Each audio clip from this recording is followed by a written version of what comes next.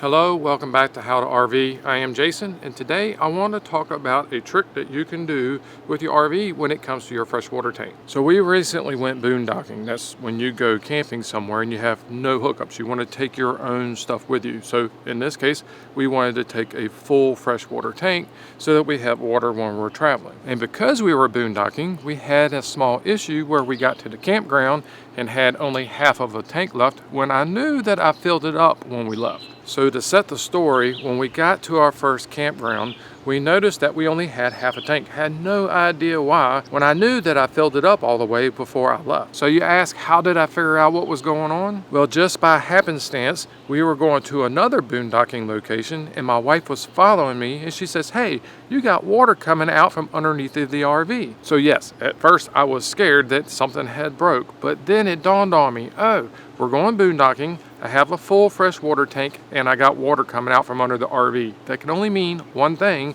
when it comes to half of the tank only being full whenever I arrived where I was. So sure enough, when I got to the next boondocking location, we only had a half a tank. Then I knew what was going on. So I'm sure all of you out there are asking what the heck was going on and could this possibly happen to me, or me being you. So what was going on is that there is an overflow on the freshwater tank. So if you fill it up, water starts squirting out the bottom, keeps the tank from over pressurizing, messing up the tank or whatever inside of your camper. There's an overflow there to protect itself. What was happening inside of mine is that the water was sloshing back and forth inside of the tank as we were going down the road, and what was happening is it was splashing up and getting outside of the overflow and getting on the ground, in a sense, emptying the tank. So I did a lot of research online and found out a lot of people have had this similar problem, and I wanted to bring it to you, and they've had some resolutions of their own also. One of the resolutions that somebody came up with was to take the overflow tube and take it a little higher, loop it back down, that way that the water can't get all the way up it and back out. Now in my case, I can't do that because my overflow tube is right at the bottom of the floor. I can't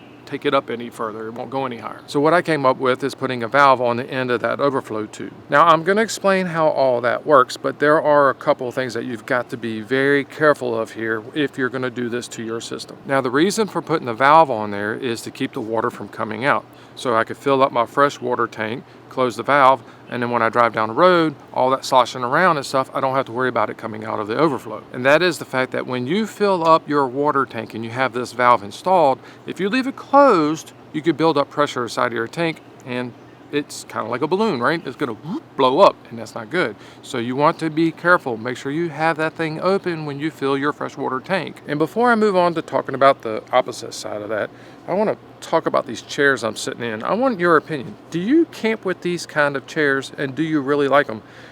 So far, the wife and I really love these things. They're simple, they're easy. You could pack down and put them anywhere, and they work really well. Let me know in the comments below, what do you think of these chairs? Because they've been working out really good for us. If you don't have these kind of chairs and you're interested in trying them out, I'll leave those down in the description below and you can see where you can get some yourself. But anyway, we love these chairs. Now for the opposite side of all that, when you're going to use or consume your water in your fresh water tank, go ahead and open up that valve, because it's going to do the same thing, or could do the same thing.